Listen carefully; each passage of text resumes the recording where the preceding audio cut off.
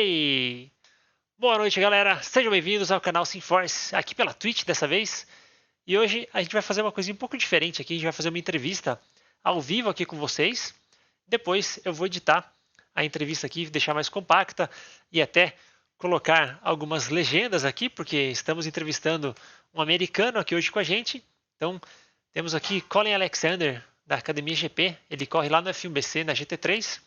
E eu vou parar de falar um pouco e vou começar a falar com ele aqui, para ele poder se apresentar e tudo mais. Colin, thank you so much for joining us today. To begin with, let's start with some housekeeping. So, would you tell us your name, age, profession, where you're from, etc., etc.? Sure. Yeah. Thanks for having me. So my name is Colin Alexander. Profession, I'm a 3D artist. So I work for I don't work in the video game industry. I work for a medical device company, making what hopefully look like 3D or photorealistic 3D images of medical devices that don't photograph well, or to teach doctors how to use them, or show patients what kind of procedure they're going to have performed on them, that kind of thing. So that's what I do for a living. I'm from Bloomington, Indiana, which is in kind of the south side of Indiana, which is kind of right in sort of in the eastern middle area of the United States, right in the part that no one cares about. But, about 45 minutes south of the Indianapolis Motor Speedway, I guess. And this is where I was born and have grown up and lived here my whole life. So, Valeu, João. Yeah. Was there any other part of that question? Sorry. No, that was it. Just to introduce yourself, where you're from. And that's really interesting that you're a 3D artist for a medical company. That's very specific. Yeah. So why am I talking to you today? Like, tell people where we met, how do I know you, and why you're relevant to the sim racing scene here in Brazil, or at least in my channel, right? I was going to say, I don't know if I am relevant to the sim racing scene in Brazil, but yeah, we met. So I compete in F1BC with the Academia GP team. We've raced the GT3 series for 3 seasons now. Douglas Garcia, Marcos Garcia, and then we used to have Brandon Powell, then Vitor Vinicius, and we're going to have Bobby Pennington next year, another American next year. So, so everyone I met Douglas on race department. We used to run club races there, and he was nice enough to invite me to join you guys. You guys were nice enough to let me drive with you despite my ping, and everyone has welcomed me. Made it. It's difficult sometimes. I don't speak the language clearly. Lucky for you. The series that you picked to race, well, I was the commentator there, right? So I could translate or roughly translate the briefings for you guys. Yes.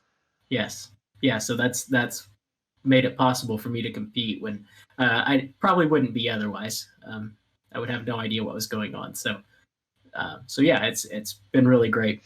But that's how we met. You were the commentator, and were nice enough to do the briefings for me, and then sometimes you commentate in English during the races, things like that. It's really cool. So that's really cool that you met Douglas in race department.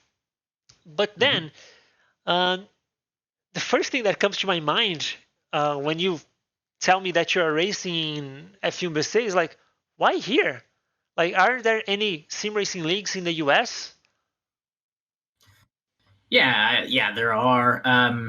Even race department or some of the others, but my experience has been that everyone here is nicer and more professional in terms of their driving. I've run some other, and I've still run some races even when I'm racing here at F1BC, especially in ACC before they started the races here. I would run some outside races. Every race I do, there's someone driving into me, or it's just driving into me and then yelling at me about it afterwards, right? Like getting in chat and yelling at me when someone just blatantly dive bombs me or something. I don't enjoy that much. I don't think anybody does, to be fair. No, they must. The people that do it must. But yeah, yeah. So so obviously being friends with Douglas was a big part of the draw. I really enjoy driving with Douglas and just um, playing other games with him and stuff like that. It's really fun. But the community has been really welcoming. All the drivers are extremely professional. Leave racing space. I've had some of the closest races, and with everyone throughout the field coming from the back or closer to the front, and everyone leaves space. They're aware of you being there. I mean, I have had so few incidents with people that where someone drove me off the road or hit me, or I hit someone. I try to be careful. I make mistakes too, but there's always racing room, and everyone's nice and welcoming. So yeah, it's hard to find that, in any community, and I certainly haven't found it much in the U.S. where there's the combination of the quality of the field, and then people that I just enjoy being around. That's really interesting that you mentioned, um, for the way that people are receiving you here, right? And how welcoming they have been. And since I get to commentate your races, and I always check the chat on the broadcasts, it seems that Mm-hmm. people always, not only the drivers, but people always cheer you on. And I know there's a lot of people from Academia GP that watch the races, but Yeah. I think for us, it's almost like an honor to have, um, someone from the US, or any other country to choose to race here with us, right? When we know how big of a community the US has with iRacing, and well, I think mostly iRacing actually in America, right? Yeah. Yeah. But now, to get a little bit not polemical, but uh, on the other side, to flip the coin a little bit, what do you think about the club itself? So obviously, I'm a part of the staff of F1BC, but Mm-hmm. it's not my club. So feel free if you want to flame it for something. I'm not gonna get mad. No, I'm just joking. But yeah, Yeah. what's your overall impression and opinion of at least this club that you found here in Brazil compared to the clubs that you raced with Race Department and the others that you've known? Yeah, well, it's kind of the same story. I mean, the level of professionalism in terms of how the clubs run, race department, the club races were nice, and the people that ran them were nice, but those were a little less competitive. It was more of a just sort of fun environment, which is great. There's a place for that, but For sure. if I want to be a little more competitive, this is really set up like a real series with stewarding and rules, and the broadcast is a big thing. I mean, I really don't know of any ongoing series in the US with broadcasters, or at least really professional broadcasters, because all the broadcasters, it's funny, I don't speak the language, as I've said, but I still watch a lot of the broadcasts where even the ones that I'm not participating in, where it's all Portuguese, and I still enjoy listening to them. You still get the excitement. I can tell, and I know a word here or there, and can sort of pick up what's going on from what's happening in the race and everything. And the broadcasters are all so professional. And yeah, I'm not aware of any club in the U.S. that has that level of professionalism. And even, I shouldn't just say in the U.S. Really, the English speaking world. There are a couple of British ones, but not many. Okay. Yeah. Um, I'm sure that Rodrigo will be very happy to hear that. I'm sure that he knows that already, right? Giving um, how much effort he puts into it, but it's always great to have people recognize that, right? Especially the Yeah. drivers Yeah. who are the people that he wants to please the most. Yeah. Sure. Yeah. So that's really cool, man. And what are the plans for the near future in your sim racing career here in Brazil? Yeah. So we're switching to the World GT series. We've run GT3, as I said, for 3 seasons now, but they're moving the GT3 series to ACC. And we might have a couple of our Deixa guys. aqui I think 890. Vitor at Valeu. least is Obrigadão, going cara. to run the ACC GT3 series. But the six of us are still going to run the World GT series in the original Assetto Corsa. I would love to run the ACC series also, but the amount of time I have to devote to it is a little bit limited. So I don't think I can support running 2 races or 2 series at the same time and give it the amount of effort that I think it deserves, given the quality of the product. I don't feel right showing up unprepared. Makes sense. So yeah, so I would love to do that ACC championship and maybe someday, but yeah, we're gonna do World GT this upcoming season starting September. I think it's the second week of the seasons. Yeah, so yeah, that's what we're gonna do. A lot of classic European tracks, it looks like, for this season. Spa, Barcelona. Yeah. From the current sims, which one is your favorite and why? The original Assetto Corsa probably is still my favorite. It's a combination of things. It still feels, to me, on my equipment, it feels extremely realistic. So I guess one thing I should say is I have a background. I've only been sim racing a couple years, but I was an instructor for the Porsche Club of America, so real world instruction. For the Porsche Club of America for years, starting when I was in my early 20s to up into a few years ago. I had to stop. I'll go back to it at some point, but I'm almost 40 now. So Shut up. 10 years. You don't look 40. Yeah. No way. I just turned 39. Just turned 39 the other day. Yeah. It's depressing, but that's the reality. Yeah. So yeah, for about 10 years, I instructed with the Porsche Club of America. So I have real world experience. I have an old 80s BMW race car. Oh, nice. That I use, and Assetto Corsa, the original Assetto Corsa, was the one that I got into, and just immediately it was like, yeah, this is what it feels like. This is the everything. I don't have the expertise to say, oh, their tire model is this or that, or I don't know that stuff. All I can say is what feels the most accurate to me, and Assetto Corsa still feels, it just feels the best to me. Now ACC is probably better. It's more in ACC. I've never driven a GT3 car, so I don't know. I will say this new GT4 pack is a lot closer to the kind of things I've driven. And again, to me, it feels incredible. So ACC, if it had a broader range of cars, would probably be my favorite. I just enjoy driving some of the cars that are closer to street car, kind of production-based race cars. And then Automobilista 2 is kind of creeping up there. I haven't played it a whole lot, but I've really enjoyed what I have played of it. Speaking of machines and things that you own, like, what kind of equipment are you running? Like, what kind of wheels do you have, or something like that? Yeah, so I use my wheels, a Thrustmaster TS PC Racer, and then I have my pedals are the Fanatic CSL Elite load cell pedals, which I like really well. But my wife, and like I said, it was my birthday recently. She ordered, kind of overdid it, and ordered me a set of new pedals that are coming in September sometime, maybe in time for the championship. I hope so. Wow! But really kind of nice pedals that she got for me that are nicer than I deserve.